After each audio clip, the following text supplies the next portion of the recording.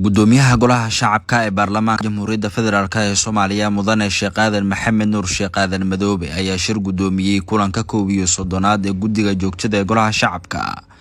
oo ka dhacay xarunta gudoonka iyo gudiyada Villa Hargeysa. kulanka oo ay sidoo kale goobjoog ahaayeen gudoomiye ku-xigeenka labaad ee golaha shacabka mudane Cabdullaahi Cumar Abshirow, habdhowraha golaha shacabka xildhibaan Maxamed Cabdullaahi Xasan Nuux iyo ku-xigeenadiisa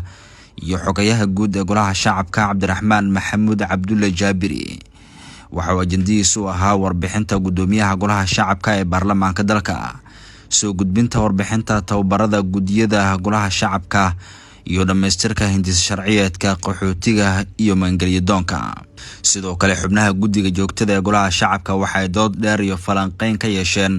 musharaxnimada xildhibaan Marwe Cabdi Bashiir oo u taagan qabashada xilka madaxweynaha baarlamaanka adduunka ee IBU, waxaana markaasi xildhibaan Marwe ay gaartay liistiga gaaban ee ugu dambeeya ee tartanka doorashada madaxweynaha baarlamaanka adduunka oo isku soo hareen iyada oo Soomaaliya ka socotay iyo 3 wadan oo kale oo qaaradda Afrika. ugu dambeyn gudoomiyaha golaha shacabka ee baarlamaanka dalka mudane Sheekh Aadan Maxamed Nuur Sheekh Aadan Madoobe ayaa taageeray musharaxnimada xildhibaan Marwe Cabdi Bashiir Xaaji oo u tartamaysa madaxweynaha baarlamaanka adduunka, isagoo adkeeyay ahmiyadda ay